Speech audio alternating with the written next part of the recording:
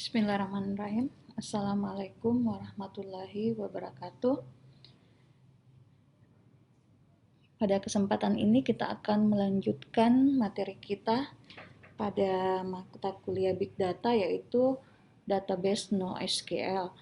Nah, untuk database NoSQL yang akan kita bahas di sini ada dua jenis. Yang pertama DynamoDB versus MongoDB. Jadi kita akan lihat seperti apa sih perbedaan antara database NoSQL yang DynamoDB dengan yang MongoDB. Nah, untuk bahasannya atau subtopik kita bagi dalam beberapa bagian. Yang pertama DynamoDB versus MongoDB. Kemudian siapa saja yang menggunakan Dynamo dan siapa saja yang menggunakan MongoDB. Yang ketiga adalah perbedaan dalam struktur datanya, kemudian kebutuhan indeksisnya, apakah kedua database ini memiliki indeks atau tidak, atau membutuhkan proses indexing di dalamnya. Yang berikutnya adalah perbedaan dalam query dan pengembangan dari DynamoDB dan MongoDB, dan yang terakhir adalah replication dan clustering. Nah, untuk yang pertama DynamoDB. Kita tahu bahwa DynamoDB ini merupakan salah satu database proprietary dari NoSQL database, di mana database ini dikembangkan oleh Amazon.com dan merupakan bagian dari AWS atau AWS atau Amazon Web Service Program. Nah, untuk DynamoDB itu sendiri itu sebenarnya memiliki banyak kesamaan dengan program Dynamo. Jadi program Dynamo yang asli itu agak mirip dengan DynamoDB database ini, tetapi perbedaan mendasar itu ada pada basic implementasinya atau implementasi dasarnya, karena implementasi dasar dari DynamoDB ini bersifat memiliki keunikan tersendiri berbeda dengan Dynamo program. Nah, ini sekilas mengenai DynamoDB. Jadi, DynamoDB itu dikembangkan oleh Amazon.com. Nah, sedangkan yang kedua untuk database NoSQL jenis kedua ini adalah MongoDB. Nah, untuk MongoDB ini sebenarnya secara sederhana dapat didefinisikan sebagai sistem manajemen basis data relasional yang lintas platform. Jadi, ini juga ditawarkan sebagai program standalone program, jadi program yang mandiri, berjalan sendiri. Kemudian untuk diklasifikasikannya di bawah kepemilikan NoSQL proprietary tag. Jadi hak miliknya NoSQL gitu ya. Nah, untuk MongoDB ini sebenarnya menggunakan JSON, jadi seperti dokumen, dan markup skemanya juga untuk menangani kebutuhan database, sehingga hal inilah yang membuat kenapa MongoDB itu memiliki keunikan tersendiri karena menggunakan JSON di dalamnya dan seperti dengan bentuknya seperti dengan dokumen. Jadi itu sedikit perbedaan awal mengenai apa itu DynamoDB dan kemudian apa itu MongoDB.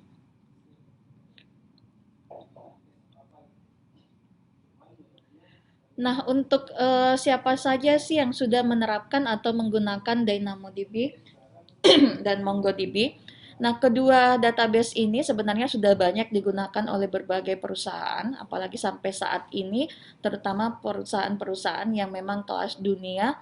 Nah, seperti misalnya untuk MongoDB ini digunakan oleh UPS, kemudian Facebook, Google, Bosch, Adobe, dan Forbes. Kemudian masih banyak lagi perusahaan yang lain yang mengimplementasikan MongoDB. Sedangkan untuk DynamoDB ini sudah pasti digunakan oleh Amazon sebagai pengembangnya juga, kemudian oleh Samsung, Snapchat, kemudian oleh New York Times, dari ini untuk majalah yang besar ya di Amerika, kemudian STC, kemudian Dropcam. Jadi masih banyak lagi perusahaan-perusahaan besar yang mengimplementasikan kedua database ini, baik itu MongoDB maupun DynamoDB. Nah, mana yang paling cocok kita terapkan sebenarnya semuanya tergantung dari kebutuhan ya. Kebutuhan yang kita inginkan database-nya mau diakses seperti apa. Karena dari kedua database ini tentunya memiliki keunggulan dan kelemahannya masing-masing. Nah, perbedaan dari sisi struktur datanya. Sebenarnya beberapa perbedaan utama antara MongoDB dan DynamoDB itu terletak dari cara mereka menangani struktur data. Nah, ini ada beberapa perbedaan dari sisi yang sebelah kiri ini untuk sisi DynamoDB, sedangkan untuk yang sebelah kanan ini dari sisi MongoDB. Pada DynamoDB ini sebenarnya database-nya lebih bersifat seperti tabel, kemudian ada atribut dan juga ada beberapa item yang menjadi komponen utama dari database jenis ini. Nah, sebenarnya secara sederhana untuk database ini, tabel yang ada pada DynamoDB itu merupakan kumpulan dari beberapa item dan item ini merupakan kumpulan dari beberapa atribut yang berbeda gitu ya. Jadi ada beberapa atribut yang bergabung atau terkumpul menjadi satu itu menjadi sebuah item. Kemudian ada beberapa item juga yang digabungkan menjadi satu itu berupa dibentuk menjadi sebuah tabel. Nah, untuk platform ini, untuk DynamoDB, ini sebenarnya menggunakan ada primary key, menggunakan kunci utama untuk mengidentifikasi setiap item yang ada dalam tabel. Jadi masing-masing item tadi membentuk grup menjadi sebuah tabel itu memiliki primary key-nya masing-masing sebagai identifikasinya. Nah, dan juga ada juga melibatkan di sini ada secondary indexes. Jadi ada secondary indexes, jadi ada pengindeksan secara secondary. Nah, ini yang pengindeksan ini yang nanti bisa meningkatkan fleksibilitas dalam query. Jadi ketika kita melakukan query menggunakan secondary indexes itu dari sisi performanya bisa ditingkatkan. Nah, yang kedua untuk MongoDB. Nah, di sisi lain, MongoDB ini sebenarnya menggunakan JSON seperti dokumen yang kita tahu yang banyak yang jenis JSON itu dalam bentuk dokumen ya. Jadi ini seperti dokumen yang mana dokumen-dokumen ini menyimpan data yang sebenarnya skema free data, jadi bebas skema ya, tidak terikat pada skema tertentu. Jadi salah satu perbedaan utama antara DynamoDB dan MongoDB ini adalah tidak adanya kebutuhan untuk mendefinisikan data dan struktur sebelumnya, sehingga kita bebas atau programmer itu bisa lebih fleksibel untuk menyimpan berbagai jenis dokumen secara sekaligus. Itu karena tidak ada ya ibaratnya skema free ya, tidak ada skema khusus yang harus kita ikuti. Sehingga di sini mau menyimpan berbagai macam tipe dokumen juga itu tidak masalah bagi database MongoDB. Nah, MongoDB itu sendiri sebenarnya adalah sistem manajemen basis basis data relasional yang sebenarnya apa ya bisa dibilang cukup kuat dan paling banyak digemari saat ini, banyak digunakan karena keunikannya ini yang bebas skema. Nah, ini yang memungkinkan seorang pemrogram atau programmernya itu bisa membuat dokumen dan untuk menyimpan data tanpa perlu menentukan terlebih dahulu. Jadi tidak harus kita tentukan dulu apa yang data apa yang kita mau simpan, tapi bisa secara langsung karena kita tidak terikat dengan skema. Jadi ini perbedaan dari sisi struktur data antara DynamoDB dengan MongoDB.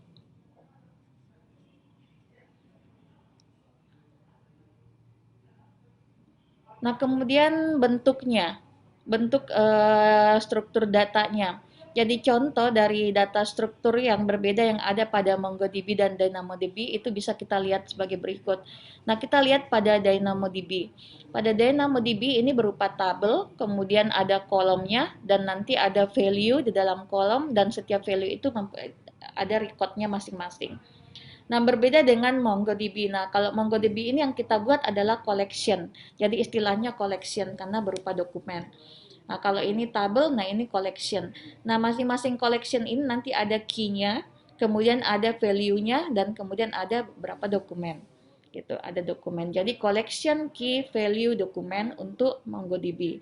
Nah, sedangkan pada DynamoDB ada tabel, ada column, ada value, ada records. Nah, sekarang untuk kebutuhan indeksisnya. Nah, bagaimana dengan kebutuhan indeksis dari kedua database ini? Nah, untuk sistem indeks dalam sistem manajemen database relasional itu sebenarnya memberikan satu akses query ya. Jadi ini sebenarnya sangat berguna ketika kita menginginkan query dengan kecepatan yang tinggi gitu. Jadi kenapa penting indeks? Karena ini bisa membantu proses query-nya supaya bisa lebih cepat dibandingkan ketika kita tidak menggunakan indeks. Nah, perbedaan dalam hal indeksis yang ada pada DynamoDB dan MongoDB itu bisa kita lihat. Nah, yang pertama pada DynamoDB. Nah, ketika kita menginginkan untuk menjalankan query, gitu ya, menjalankan query, nah di sini kita harus membuat indeks sekunder terlebih dahulu supaya query-nya bisa lebih cepat. Jadi ini kita create indeks sekunder, baru kita bisa menjalankan query-nya dengan cepat sesuai dengan kebutuhan. Nah, ketika membuat indeks sekunder ini pada DynamoDB, nah kita harus terlebih dahulu menentukan atribut kuncinya.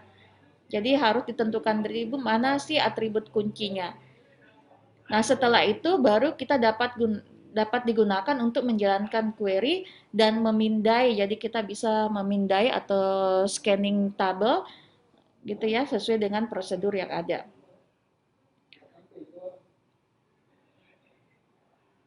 Nah, salah satu hal penting yang perlu diperhatikan di sini adalah fakta bahwa DynamoDB tidak memiliki pengoptimalan query. Jadi secara dasarnya atau defaultnya DynamoDB itu tidak ada pengoptimalan query. Nah, salah satu cara untuk bisa mengeksekusi query dengan cepat adalah dengan membuat secondary index pada DynamoDB. Nah, berbeda dengan MongoDB. Kalau MongoDB ini indeksis itu adalah sebuah keharusan pada MongoDB. Nah, misalnya jika dalam situasi tertentu gitu ya, jika dalam situasi tertentu sebuah dokumen itu kehilangan indeksnya, maka semua dokumen yang pernah dibuat itu harus di-scanning untuk mencocokkan kembali pencarian query-nya. Nah, ini tentunya akan membutuhkan hal yang lama kalau itu dilakukan pada MongoDB. Jadi makanya kenapa pada MongoDB sebuah keharusan untuk setiap dokumen itu memiliki indeks. Bahkan kalau perlu kita buat priority indexesnya. Jadi nanti pencarian itu pencarian berdasarkan indeks, ada prioritinya yang mana dulu yang sering kita akses misalnya atau yang sering dilakukan query. Nah, itu yang dibuat indeksnya yang diprioritaskan karena sering diakses dibandingkan beberapa dokumen yang lainnya. Jadi ini indeksis ini sangat penting pada MongoDB, sedangkan pada DynamoDB itu bisa kita buat. Tidak selalu ada, bisa kita buat untuk mendukung query sehingga bisa performanya bisa lebih baik.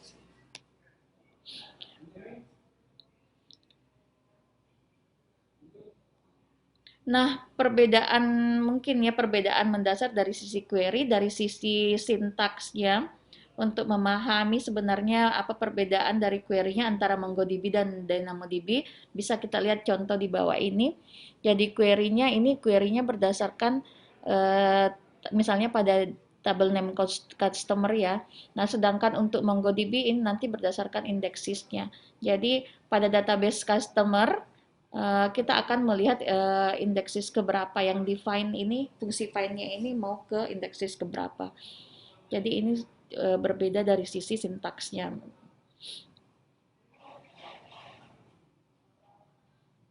Nah, selanjutnya untuk deployment atau pengembangan dari DynamoDB dan MongoDB. Nah, untuk DynamoDB, ini kebanyakan orang percaya bahwa pada DynamoDB itu ditulis dalam bahasa Java. Jadi dikenalnya kalau DynamoDB ini ditulis dalam bahasa Java. Sedangkan sebenarnya beberapa juga menganggap kalau misalnya DynamoDB ini sebenarnya dikembangkan menggunakan Node.js gitu. Jadi sebenarnya apapun case-nya, yang jelas penggunaan DynamoDB ini bisa support berbagai bahasa pemrograman seperti misalnya Java, apa mau menggunakan Swift, JavaScript, Node.js, PHP, Net atau juga Python. Jadi ini banyak yang support banyak bahasa pemrograman yang support dengan menggunakan DynamoDB. Kalau untuk MongoDB ini sebenarnya dikembangkan menggunakan bahasa pemrograman C++. Nah, ini juga bisa kita download apakah mau menggunakan Windows sistem operasi Linux, Windows atau Mac OS semuanya support untuk menginstal atau kita untuk menjalankan MongoDB. Nah, karena di sini dikodekan menggunakan C++, maka MongoDB ini sebenarnya memiliki dukungan untuk beragam bahasa ya. Jadi support juga beragam bahasa Nah, tapi tidak terbatas pada prolog Python, ada juga Ruby, Java, JavaScript, PowerShell, Cold Fusion, dan masih banyak lagi bahasa yang support dengan MongoDB. Makanya untuk penggunaan kedua jenis database ini ya itu tadi sangat banyak digunakan sekarang. Nah, yang terakhir yang akan kita lihat perbedaan mendasar dari DynamoDB dan MongoDB itu dari sisi replication dan clustering.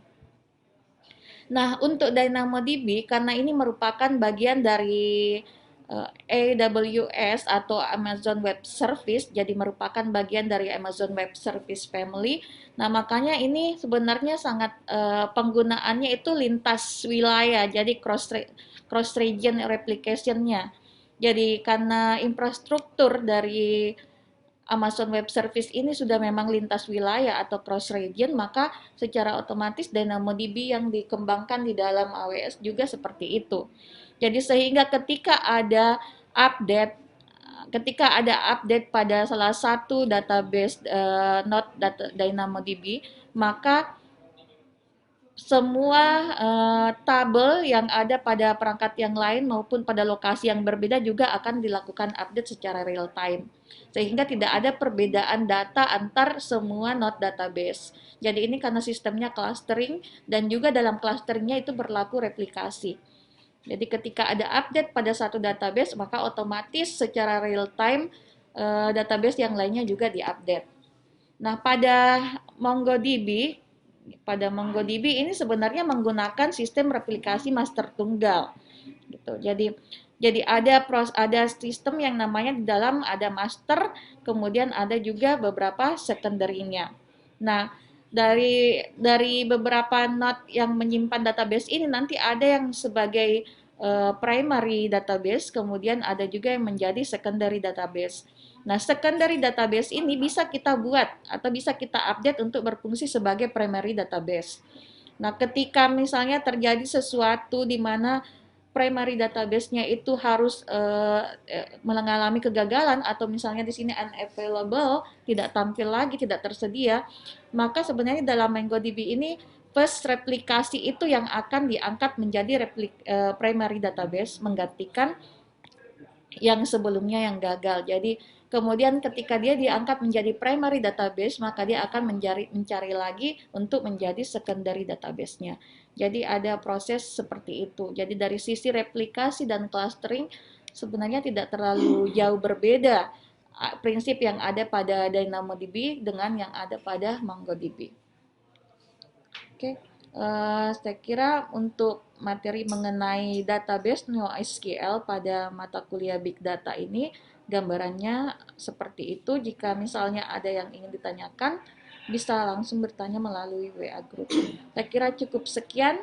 Lebih dan kurangnya mohon maaf. Assalamualaikum warahmatullahi wabarakatuh.